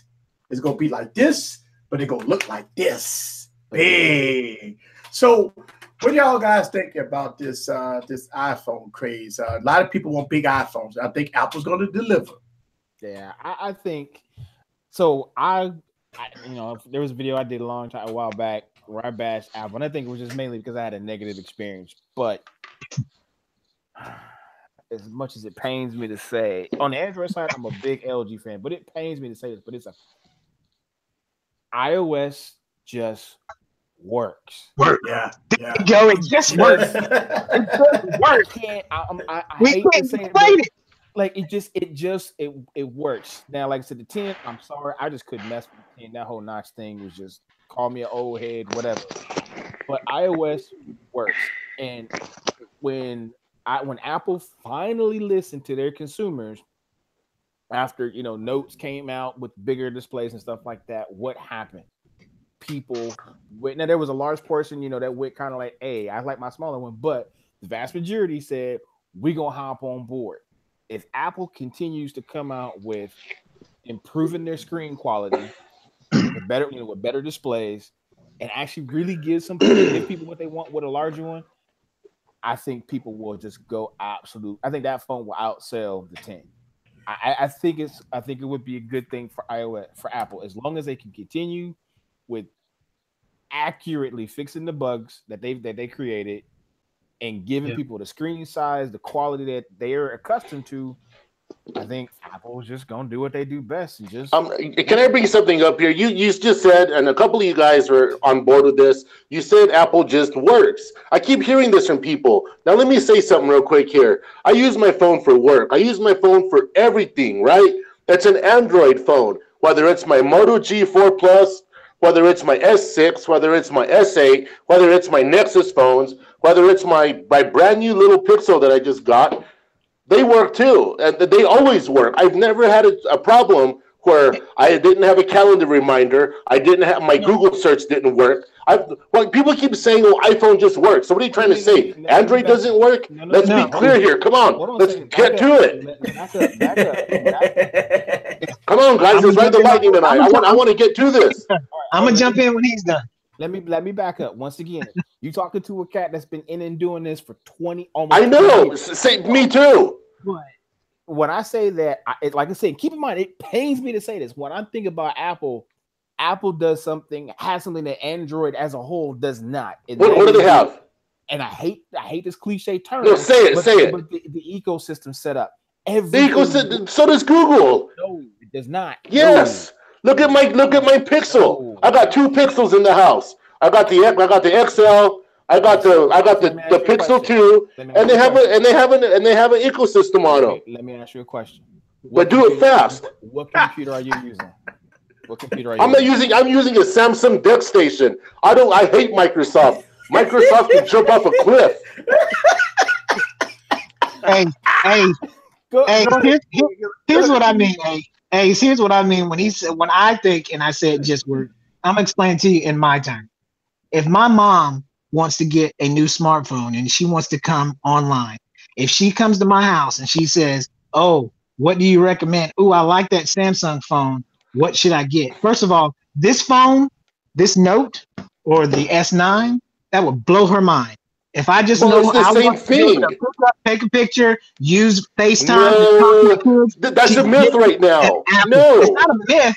I'm talking simplicity. If they both work, I love Samsung phones, Ace. I love them. I know. Listen to what I'm trying to say, though. I'm talking about Android, not Samsung, not Pixel. It's Android. I'm talking about Google. It's just simple and it works. It just does it without anything else. It does. It's the same thing, though. No. It is. You still have to know how to use a keyboard. You still have to know how to set a calendar invite. You still have to know how to do all those things on a phone, whether it's a Google phone or an Apple phone. Okay, these people that keep saying iPhone just works. iPhone is, you know what? iPhone's trash. Ladies and gentlemen, I'm not gonna say nothing crazy. I'm just saying, guys, I'm sorry about that. I am not about to have this man come to find me. So I apologize. Well, what I'm saying is, and once again, I've had a lot of different devices, and I've gone back and forth between the Android operating system and iOS. For where my world is going, I want the easy integration going from one device to another, and everything. But that's what this is. No, sir. Yes, it is. I just did it the other guys. I just did it last night. I bought a brand new Pixel 2, right? I have a Pixel 2 XL. The information from the 2 XL went straight to this. So it took like 5 minutes. There's not a problem. And I'm not talking about that. I'm talking like going from my phone, like right now, I'm using the Surface Pro 3. I have to go through a whole bunch of hoops to get stuff seamless to go from here to here. I don't like You shouldn't have to, though. Everything's right there on your computer. Thank you for proving my point. I shouldn't have to. I mean, exactly. No, I proved my point. My Google Drive works everywhere I go. Having a Mac, I can get on any computer, and I'm done. I can go to Afghanistan and I can get on the computer over there, and my Google Drive works. I don't get it. Right. So I'm gonna tell you. I'm gonna give you my reason why. I'm gonna give you a big reason why Apple is supreme. Just walk into a high school. What do all the millennials have? Every single millennial gonna have an iPhone. You know why? Because they're not that smart. Oh. They got 4.0 students. These kids these days are a bunch of dummies. All right. Go to college, right? When I was in college, all I saw was Apple, iPhones, and MacBooks. When I was in college. And when I walk into my daughter's school, all I see is 99.9% Apple product. And that's not good. That's a bad thing. If you walk into a mall, what do you see? I will tell you. You see a bunch of brainwashed kids walking around with a Justin Bieber iPhone. That's not good. Wait, here's the thing. Since the S9 been out, I have not seen the S9 in the wild. I have not seen the S9 in the wild. Can I tell you guys what I haven't seen in the wild? All I see is iPhones. Can I tell you what I haven't seen in the wild? A smart kid. I see a bunch of dummies running around. But at the same time, Ace, at the same time, to go back to what we were talking about earlier, look at some of the apps. I don't use certain apps, but look at the apps that are actually optimized, that are built better and run better on the Android on iOS rather than Android. What are you talking about? Like what app? Just tell me what app does. Okay. You run Snapchat on iOS and then run Snapchat on Android, and tell me which one runs better. What one runs better? I haven't had a problem with, I can run any app on any of my phones and they run great. The problem, if you run them side by side, you'd see the difference and go, wow, it looks better over here. Because why? They built it for this platform and then ported it over here. So did you just say Snapchat? So I'm just giving an idea, yeah. No, hold on a minute here. Well, I'm not 12 years old. Okay, so I'm talking because I have a daughter that uses that. I did a video with her. Well, she should stop using it. So I got you. How about this? Since you're not 12 years old, let's talk about the number one streaming application music application in the world? Spotify. Okay? Spotify. Google Play Music. That's what I use. You can get that all day long. You keep that up. You can have that all day long. I'm with Ace. I like Google Play Music too. Google Play Music is perfect. I use Bluetooth on my Note 8. I use Bluetooth on my Pixel 2. I use Bluetooth on all my stuff. Have you noticed the thing? I'm going to make an iPhone execution video. Every time you talk about a program, you said Spotify. I'm going to do it. I got a friend who will dress up like ISIS, man. He'll do it tomorrow. We'll get an iPhone and we'll just like stab him with a knife. This is enough. The thing about it is, y'all see the thing about it is, and the reason why iPhone is ringing King Supreme is like people say, the millennials, but they take up a large portion of what's going on with the Apple ecosystem.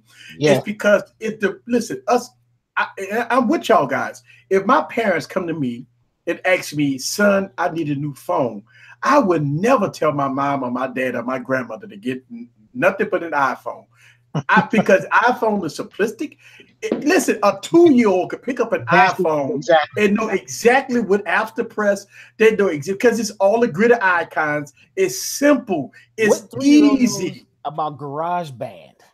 My daughter is 3 years old and she knows what GarageBand is and how to use it. That's what I'm saying. So when you talk about exactly about the iPhone, right? I guarantee you that if I bought an iPhone and gave it to my parents, they already it's simple. It's done.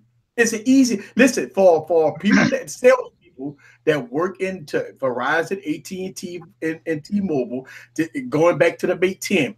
It's easy to make a quick sale and move on to the next customer when you're selling iPhones. An iPhone is an easy sell. When you walk into a T-Mobile, and if you're not a millennials, automatically go on the iPhone 8 or iPhone 10. Easy sell, get them in, sign them up, pay, buy. Right? How you gonna sell a Mate 10? How you gonna sell a P20? You gotta sit up there for 45 minutes to try to explain it. They don't have time to explain it. That's what I'm saying. So the ecosystem of the Apple ecosystem has so many people baited in. And look, I agree with you, Ace, as far as the Android ecosystem, because I use Google Drive. I use Google Service. I use Google this. But it's somehow it works so good on the iPhone. Listen, I don't know. Listen, I got both phones. I carry around the iPhone 10 and I carry around an Android device, right? But they got some people that have iPhone that would not even answer your text message if you don't have that green bubble or that green bubble. Yeah. If they don't see a green bubble, they won't even answer your text messages back. Yeah. You know what? Yeah. Then I will not talk to those people again.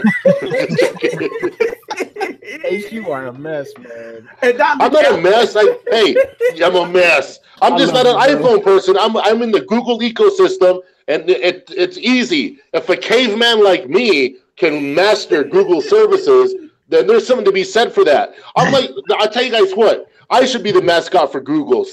Get rid of the Android. I'll be the mascot. I'll just stand there. You know what I mean? Anyway. Do your thing, dog. I'm not saying it's not easy, though. Because, look, the channel, running my channel, to be honest with you, making my movies with the iPhone and then being able to just go over to my iPad to do my editing and all that stuff, doing what I'm doing now. That is so much easier than the way I started using the Android. It's seamless. I've done it both ways, and both ways do work. I can do it with both, but it was so much easier to do it on iOS. And you can do it with Samsung Movie Maker. What's the big deal? Movie Maker. I'm just saying. It's perfect. It is easy. Do you see Floss Carter? Let's take for example. You all know who Floss Carter is. Watch everyone's going to say, I never heard of him. No, Floss Carter. Look how he makes his videos. He does it. I'll be honest. I got my inspiration a lot from him. I like what he does, right? And he gets the camera, points it at the desk, talks about the phone, right? At the end of the day, when you're doing tech reviews, I know you got these guys that like to have a unicorn running in the background, and then you got these other dudes where there's flowers, in their hair and all that. Whatever, man. Get to the point, because the average consumer because I've tried being techie, right? Well, I made a video one day where I was explaining an AMOLED display, and some guy was telling me, "Quit trying to pretend you're smart." I was like, "Forget it. I'm just gonna say it's a good phone." You know, it's like so. Anyway, yeah. With you, but look, the Samsung S9 Plus, excuse me, the Samsung S9 Plus. This is like the first real iteration of Samsung and how it should be. The S8 was nothing like this. This is just so smooth. And I've never had a Pixel phone, but I know the Pixel phone is smoother. But this is like you know, I want a phone to perform. When I started getting into the high-powered smartphones was 2015, and I went from an iPhone 5S to a Moto X Pure Edition.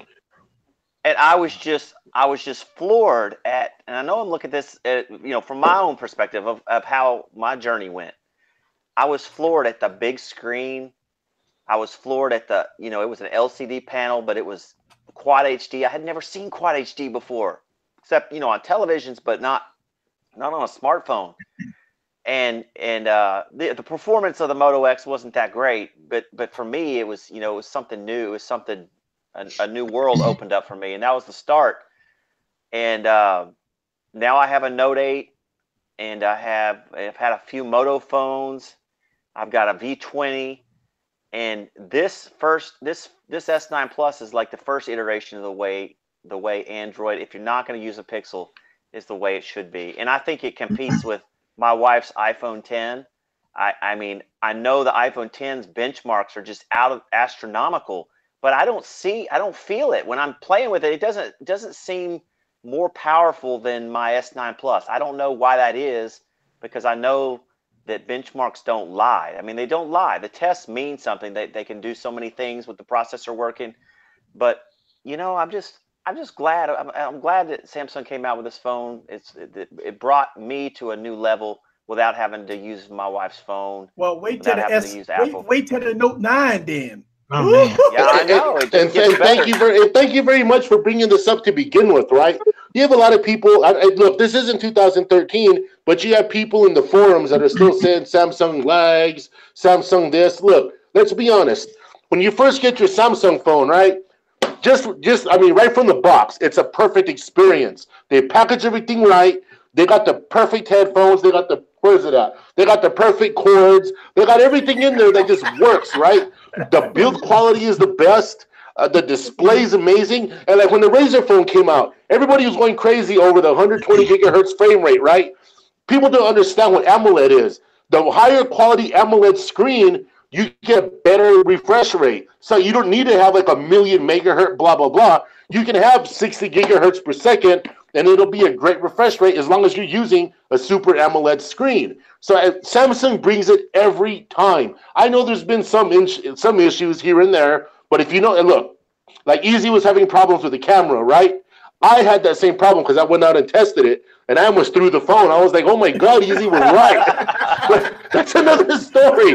So anyway, but I worked around it, right? I'm like, God dang it, man. So trying to prove me wrong. I was out there in the park. I went to the park down the street. I was like, let me do what Easy did. And the damn phone did the same thing. I was like, I almost went to the lake and threw in the lake. I was like, I'm not dealing with this. But that's another story, you know what I'm saying? Anyway, Samsung brings it, you know what I'm saying? Yeah, the cameras. I'm not saying that S9 cameras are the best. I don't think they are. In fact, the P20 proves that. And there's some times when the iPhone 10's camera, 8 Plus cameras are doing better in certain situations. But all around, I mean, the improvement from last year, and I think people recognize that the S8 had good cameras, except for the 60 frames per second 1080p.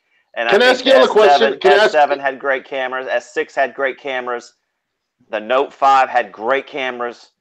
And now here we are with even a better all-around camera. How many of you here on the panel have Pixel phones? No, I had the original Pixel. I never had. I got the original Pixel. I got the Pixel 1. Are you guys planning on getting like the Pixel 2 anytime soon? Any of you? I got the 2XL. I got the 2XL. Okay, Maybe perfect. the Pixel 3. Now the 2XL, like with the 2XL, okay, well basically the 2XL and the 2, I've been taking a lot of photos with these lately, and the one thing I'll say, I love the way they process the blues a lot. Now Samsung's been known to like make things pop or look, and I've gotten to the point where I'm so used to looking at Samsung displays, I want everything to be oversaturated. I want everything just to pop, right? So whenever I get another phone, I'm like, damn, this is awful. But like whenever I send like pictures to people, they don't seem really excited about it until one day I looked at my cousin's. I think it was a Moto, yeah, like the Moto something, and I looked at it and I was like, oh God, it doesn't look as good as it does on my phone. Then I realized that the display I'm looking at and the display he was looking at, I think he had a Moto X from 2015, if I'm not mistaken. And it just wasn't the same. What I'm trying to get at, though, there's been a lot of talk lately about cameras, right, with the S9. And you get these YouTubers, they love doing like, oh, the S9 Plus versus the Pixel 2 XL. And, well, it makes for good dramatics, but at the end of the day, as a photographer, as a supposed photographer, what are you looking for in your photo, right? What are you trying to bring out? And what editing software? See, nobody ever goes this far. No real photographer just takes a photo and walks away. You have editing software. You know what I'm saying? So whenever you're comparing the S9 Plus and you got the aperture, blah, blah, blah, and then you got the Pixel, I mean, it just depends what you're looking for in a camera. Right now, for me, it's the time of year here in Arizona where we got a bunch of, the sky is big and beautiful and blue.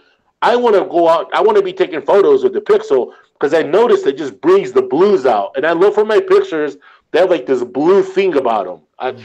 That's where I'm at. I think at the end of the day, speaking of cameras, I think a lot of folks kind of take the camera comparisons a little too much to heart because most people, you're not printing pictures anymore. So what difference do it make? 90%, most people that are sending pictures to and from, they have iPhones, so they'll never see what, like you said, Ace.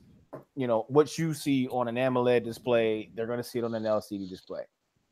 I think it's good for dramatics. It's good to talk about per se, but at the end of the day, good lighting is good lighting. So you mean to tell me iPhones don't have AMOLED displays? But the iPhone 10 does. iPhone 10 Oh my does. God. But the 8 series still has LG's LCD display. Yep. Like, so speaking of which, so like I'm opposite. Samsung displays have always popped and they're very colorful. Coming from a family of, you know, filmmakers and stuff like that, I honestly prefer an LCD display because it's not oversaturated. 9 times out of 10, as far as what you see here anyway, it's a little more true to life. That's just me. I'm not saying it's bad, but that's just me, which is why I've been a big fan of LG phones for a long time. But once again, overall, at the end of the day, most people aren't really paying attention to the blues per se. They're looking at the general. And that brings me back to my point. No. Most people are stupid, and we need to teach them to stop being stupid. And they're like, you know what I'm saying? Here we go again with the stupidity. You know, I mean, look, hey guys, with my Pixel 2 XL and my Pixel 2, whenever I first get it out of the box and it's on that stupid setting where it says natural, it looks like trash. It's almost like it makes me just want to shoot the phone, right? But I tell you what, once you put it on saturated, then it looks good. I don't know how anybody can look at a display that's not saturated. Even with my Samsung phones, I boost them all the way up because I want to see stuff that just bam pops. You know what I mean? You got one of the first batches of pictures. No, I don't. I talked to Erica Griffin about this, and she did a gamma test, and my phone's fine. That's another thing, guys. Can I just say something real quick? Erica Griffin almost makes me. Whenever I watch an Erica Griffin video, I almost want to like send my Samsung phone back to Samsung because she just rips it apart. Like this damn display's uneven, this display's all messed up. Every phone she gets, she does the gamma test, right? And it does it, and it's like it's not up to her specs at all. Can you imagine? Never mind. I was gonna say, can you imagine living with her? She'd be like this. Watch. That the damn dishes aren't clean. That floor looks dirty. The windows are. I mean, it'd be horrible. She's so anyway. But she, never mind. I'm not mistaken, she comes from a photography film family anyway. So I think Yeah, that's what she grew up on. So she's hardcore, man. But what I'm saying is though, if you want to watch a YouTuber totally get serious and tear something apart, she's the one that does it. Her nickname should be Brutality, man. She is brutal as it gets, man. finish him. She'll make you hate your phone. Do you guys remember when I'm sorry, I don't mean to. I digress. Remember when Erica Griffin threw her S6 off the parking garage roof onto the ground? I was like, damn. That's when I knew she was crazy. But anyway. Anyway, sorry. Man, I tell you, look, and we almost at the top of the hour. Yeah. Wow. It's 2 hours go by fast, don't it? Yes. Especially when you're having Especially fun. when you got Ace in here, man. Ace is the place to be, man. I'll tell you right now. Uh-oh. Caught all of the rest. Sorry, guys. Uh-oh. Someone asking for some like pizza coupons. Yeah. What's going on here? We hit it. All right, so I want to give a huge thanks to all my folks that just come through here. I see everybody that's in the comments. Thank y'all guys very much for coming in the comments. This was fun, man. You know, this is why I like doing this stuff. This is one of the reasons why I give up my Saturdays for the last 3 years doing this. I mean, just doing this here every week, having some extraordinary people that join my streams. It's always phenomenal. And the people that watch the replay crew, now you guys get to see the comments. That's great. Thank you, YouTube, for making that happen. So I want to give a huge shout out to everybody in the building that joined the live stream, everybody that put comments in. Hopefully y'all enjoyed this live stream. And it is nice. So before I leave, I'm gonna let the guys also give their outros and talk about the YouTube channels. I know Don doesn't have a YouTube channel, but the other guys does. So I'm gonna let them talk about the YouTube channels and what they bring into the table. And again, let me just say thank you, Eric, for having me tonight. It was fun. I enjoyed it. And I hope I helped contribute to the conversation. Yes, you sure did. Thank you. I appreciate you, Don, for coming. Everyday Tech, let everybody know how they can get a hold of you, sir. All right, how you doing, everybody? I am B. Ross from Everyday Tech, where most of the videos are done live. I always want to conclude you in every single video. Once again, that's why we do them live. So first and foremost, shout out to Eric. Thank you so much for having me here. Definitely appreciate a round of applause. If you're not subscribed to him, you need to look here and get your life right now. But once again, like I said, my channel is all about keeping stuff real simple. We don't get too techie. Keep everything live, upbeat as much as possible. And if you have a question, comment, or concern, by all means, please leave a comment in the comment section. As always, you can follow me here on YouTube. Obviously, hit that subscribe button. Punch the icon button, the whole bell thing. Follow me on Instagram and on Twitter. And Eric, thanks again, my brother, for having me here. Appreciate it. Thank you. Ace, always a pleasure to get Ace up here, man. What's happening, everybody? I'm Ace Lucero. My YouTube channel is Ace Lucero. Go to my channel, subscribe, enjoy the videos. I mostly do Motorola. I do Pixel, and I do Samsung videos. But I'll talk about anything. If you have anything you'd like for me to talk about, I'm a jack of all trades. Most importantly, I am a spokesperson for Trojan condoms. So if you have any questions, just let me know. I can line you right up. And don't say nothing stupid because he will find you. And 10-minute tech. How do you follow that? How do you follow that? Yeah, my channel, 10-minute tech reviews, where the goal is to do all of our reviews in 10 minutes or less. I just cover all things tech because this house is full of tech.